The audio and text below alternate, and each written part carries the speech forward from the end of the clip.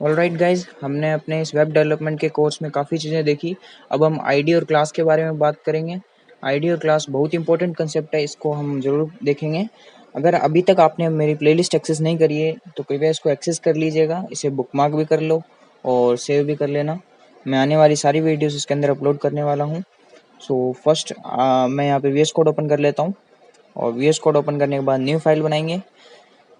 New file का नाम मैं दूंगा ट्यूटोरियल, ये आई थिंक 6.html कर देंगे। ओके, तो यहाँ पे जल्द ही मैं यहाँ बॉयलर प्लेट कोड लगा लूँगा और बॉयलर प्लेट कोड लगाने के बाद यहाँ पे हम टाइटल चेंज कर लेंगे। टाइटल रखूँगा आईडी और क्लास,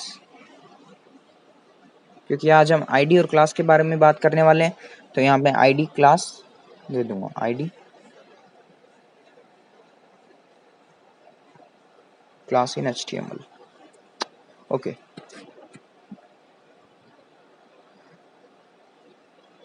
तो मैं यहाँ पे सबसे पहले यहाँ पे बॉडी के अंदर h3 टैग लूँगा। h3 हेडिंग के लिए परफेक्ट है। यहाँ पे मैं आईडी और क्लास लिख दूँगा, आईडी एंड क्लास ट्यूटोरियल। ये सॉरी टीडी टाइप हो गया गलती से। यहाँ मैं आईडी लिखता हूँ और क्लास ट्यूटोरियल। उसके बाद हम यहाँ पे नया डिव देंगे। ये डिव देंगे यहाँ पे एक, मैंने आपको डिव आगे बताऊंगा किस कारण हम यूज़ करते हैं, लेकिन अब यहाँ पे जैसे डिव यूज़ किया, मैं यहाँ पे एक डिव के अंदर आईडी दूंगा। ये जो आईडी क्लास होती है ये फर्स्ट ओपन टैग डिव के अंदर आता है। तो यहाँ आईडी दिया। अब आईडी के अंदर यहाँ पे मैं कुछ भी लिख सकता हूँ, जैसे यहाँ पे मैं बॉर्डर बॉक्स लिख सकता हूँ, जो भी है। आईडी नेम है केवल, तो आईडी मैंने यहाँ मेन बॉक्स दे दी और क्लास में मैं यहाँ पे क्लास लूँगा। जैसे क्लास लिखा ये सजेशन में आ गया। अब यहाँ पे हम दे देंगे रेड बीजी। ठीक है, अब इन दोनों का मतलब क्या है, आइए समझते हैं इन दोनों का मतलब क्या है। ये दोनों आइडेंटिफिकेशन के लिए यूज होते हैं। जैसे आईडी जो है आइडेंटिफायर है, मतलब आईडी में जो हम नेम देंगे वो उसी नाम से CSS या जावास्क्रिप्ट इसको आइडेंटिफाई करेगा। तो ये कौन सा नाम हो गया हमारा, ये मेन बॉक्स नाम हो गया, तो इसी नाम से हम इसे आइडेंटिफाई करेंगे। अब यहाँ पे एक रूल होता है कि आप आईडी एक ही बार दे सकते हैं, मतलब एक नाम से दो लोग नहीं हो सकते इसके अंदर। मतलब आप हाँ आईडी एक ही बार यूज कर सकते हैं। जैसे मेन बॉक्स आपने इस डिव के लिए दिया तो दूसरे डिव के लिए आप मेन बॉक्स या कोई भी दूसरी आईडी दे सकते हैं, लेकिन ये सेम नहीं हो सकती। ठीक है, तो अब हम ये एलिमेंट में होती है, मतलब आप इसी डिव एलिमेंट के लिए यूज कर सकते हैं, कोई दूसरे डिव एलिमेंट के लिए यूज नहीं कर सकते। सिंपल है, आईडी का मतलब केवल नाम होता है, लेकिन ये आईडी दी क्यों जाती है तो उससे समझते हैं। उससे पहचानने के लिए हमें आईडी देनी पड़ती है। मान लो हमें कोई डिव एलिमेंट दे दिया, लेकिन हमें उसे अब CSS के थ्रू, डिज़ाइन के थ्रू हमें उसे एडिट करना है, या उसमें बॉर्डर लगाना है, या पैडिंग लगानी है, मार्जिन लगाना है, तो हम उसको एक पहचान दे देते हैं, नाम दे देते हैं, तो आईडी के थ्रू देते हैं। अब ऐसी क्लास होती है, जब आप जावास्क्रिप्ट का कोड लिखेंगे तब पता चलेगा कि आप जावास्क्रिप्ट से एक एक एलिमेंट को कैसे टारगेट कर सकते हैं। जैसे आप डिव एलिमेंट को, कंटेंट को चेंज कर सकते हैं, तो इसी एलिमेंट को उसके ग्रैब कर सकते हैं। यहाँ से आप आईडी या क्लास के थ्रू आप उस एलिमेंट को ग्रैब करके उसे एडिट या कुछ भी कर सकते हैं। हमें आईडी और क्लास का भी डिस्प्ले नहीं होता है, यहाँ देखिए केवल हमें हेडिंग्स हो रही है, डिस्प्ले हो रही है। आईडी क्लास केवल आइडेंटिफायर के लिए है। उसी तरह आप CSS लिख सकते हैं, आईडी एलिमेंट के डिज़ाइन करना चाहते हैं तो आईडी आज भी डिव एलिमेंट के लिए यूज़ कर सकते हैं। तो आप आईडी और क्लास को जब अच्छी तरीके से जानेंगे तो हम CSS का यूज़ करेंगे। हम जल्दी CSS स्टार्ट करेंगे, तो उसमें आईडी क्लास का बहुत यूज़ होने वाला है। अभी के लिए आप इतना जान लीजिए कि CSS केवल स्टाइलिंग के यूज़ किया जाता है। जैसे केवल इस एलिमेंट को बॉर्डर देना चाहता हूँ तो मैं स्टाइल शीट CSS का यूज़ करूँगा। CSS में केवल अगर मैं इस डिव एलिमेंट को एडिट करना चाहता हूँ तो आईडी मेन बॉक्स वहाँ पे लिख दूंगा, और वहाँ पे मैं आईडी मेन बॉक्स लिख के जो भी पैडिंग है या बॉर्डर बॉक्स है उसको वहाँ से एडिट करके इसको एलिमेंट को एडिट कर सकता हूँ। अब हम समझते हैं क्लास क्या है, क्लास का मतलब क्यों, और क्लास और आईडी के अंदर अंतर क्या है। मान लो मेरी वेबसाइट 100 एलिमेंट्स में है। अब उन 100 एलिमेंट को मैं कुछ एडिट करना चाहता हूँ, उनको रेड कलर करना चाहता हूँ या रेड कलर का बैकग्राउंड देना चाहता हूँ, तो मेरे पास ऑप्शन है एक पहला कि ये तो शो एलिमेंट्स को मैं स्टाइलिंग के थ्रू यहाँ पे अलग अलग तरीके से डिफाइन करूँ। मतलब एक जैसे मेन बॉक्स है, इसको ऐसा आईडी दे दूँ या इस तरीके से इसको स्टाइलिंग कर सकता हूँ। और इन शो एलिमेंट्स के लिए आप इसको रिपीट करते रहेंगे एक ही चीज़ को, कि मैं इसको बैकग्राउंड दूंगा फिर इसको बैकग्राउंड दूंगा।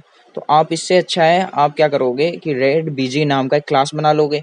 रेड बीजी के अंदर आप जो भी प्रॉपर्टी डिफाइन करना चाहते हो वो सारा जितना भी एलिमेंट्स है डिस्प्ले होगा। मतलब आप एक ही जितने सारे एलिमेंट्स है उसके अंदर क्लास सेम कर दीजिए। जैसे मैं यहाँ पे स्पेन लिखता हूँ, जैसे यहाँ स्पेन लिखता हूँ, यहाँ रेड बीजी लिखता हूँ। अब ये जितने भी प्रॉपर्टीज हैं यहाँ पे भी आ जाएगी और वो क्लास डिफ फर्स्ट एलिमेंट के अंदर भी आ जाएगी। रेड बीजी क्लास के अंदर यहाँ पे मैं पैडिंग भी दे सकता हूँ, बॉर्डर भी दे सकता हूँ, मार्जिन भी दे सकता हूँ। जितनी भी प्रॉपर्टीज हैं यहाँ पे हम डिफाइन कर सकते हैं। एक सबसे इंपॉर्टेंट बात है कि हम क्लास जो एक एलिमेंट होता है केवल एक आईडी हो सकती है और दूसरी जगह हम किसी भी आईडी को कॉपी नहीं कर सकते, यानी कहीं और आईडी नहीं लगा सकते। कौन सी? Main box. लेकिन क्लास के साथ ऐसा नहीं होगा, आप उसे बार बार दे सकते हैं। जैसे मैंने यहाँ पे इसको क्लास को यहाँ पे लिख दिया स्पेन के अंदर। सबसे पहले बताता हूँ यहाँ पे जो स्पेन यूज़ किया है ये मैंने डॉट डॉट लगा के, ये एमिट है। तो मैंने यहाँ एमिट कमेंट कर दिया है। एमिट में आपको बता चुका हूँ पिछले वीडियो में, एमिट केवल कुछ नहीं है, शॉर्टकट की है, वीएस कोड का फीचर है और किसी में नहीं यूज़ नहीं होता। आप इस एमिट के जरिए यहाँ पे स्पेन में मल्टीपल क्लास दे सकते हैं। जैसे मैंने यहाँ पे रेड बीजी दिया, बॉर्डर बॉक्स दिया, पैडिंग दिया, तो इतनी सारी एमिट के जरिए दे दिया। तो यहाँ पे मैं लिख देता हूँ ये कमेंट, आपको भी पता है कि कमेंट भी कैसे करना होता है। यहाँ पे मैं कमेंट भी लिख देता हूँ, control plus forward slash use करा तो कमेंट लग गया। ठीक है, ओके। तो मैंने यहाँ पे कमेंट कर दिया है, एमिट को नीचे लिया। अब एमिट को मैं नीचे कैसे लाया हूँ, Alt प्लस D दबाया, मैंने इसको नीचे लिया। ये कुछ शॉर्टकट कीज़ हैं, आप कीबोर्ड के अंदर देखिए, मतलब आप वीएस कोड का फीचर है, आप इसे यूज़ करिए, मैं बताता रहूँगा। और यहाँ पे शॉर्टकट कीज़, जैसे यहाँ पे स्पैन लिखता हूँ, अगर आपको स्पैन चाहिए तो लिख दूंगा कि span of class red BG, span dot red BG लिख दिया। यहाँ पे हैश भी दे सकता हूँ, यहाँ पे बॉक्स हैश मतलब हो गया आईडी और डॉट मतलब हो गया क्लास। तो यहाँ पे मैंने स्पैन के अंदर कितनी सारी क्लास दे दी और एक आईडी दे दी। अब जैसे मैं यहाँ पे एंटर करूँगा,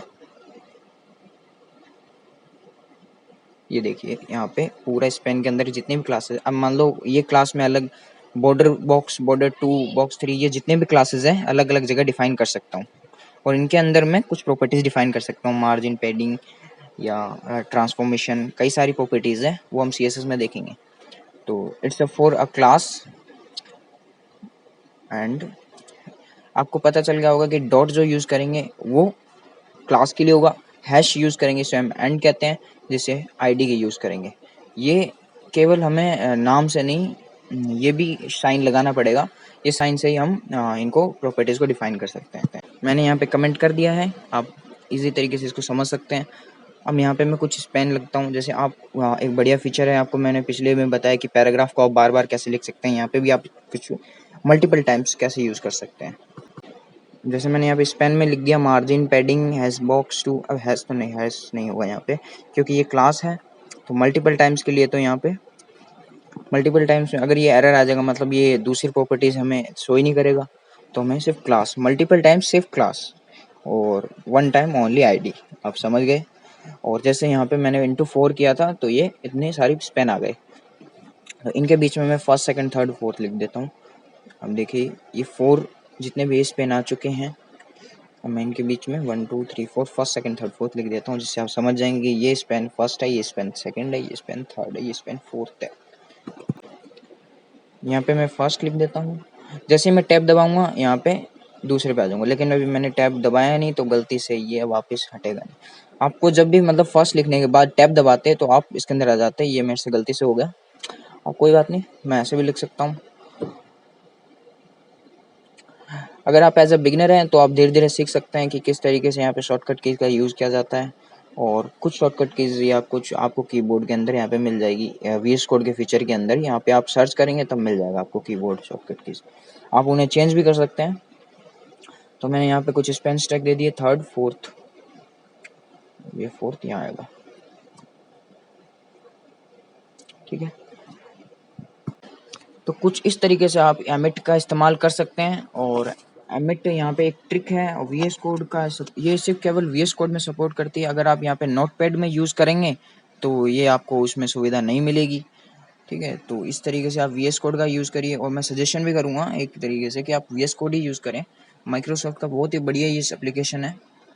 सो आई होप आपको समझ में आया होगा कि किस तरीके से एमिट का इस्तेमाल किया जाता है और क्लास और आईडी क्या होता है, इनको किस तरीके से डिफ़ाइन किया जाता है। क्लास और आईडी हम CSS में देखेंगे आगे, और भी ज़्यादा आपको डीप समझ में आ जाएगा। जब हम CSS यूज़ करेंगे तब आपको और समझ में आएगा। तो अभी के लिए इतना ही इस वीडियो में, मिलते हैं नेक्स्ट वीडियो में। Till then see you, bye bye.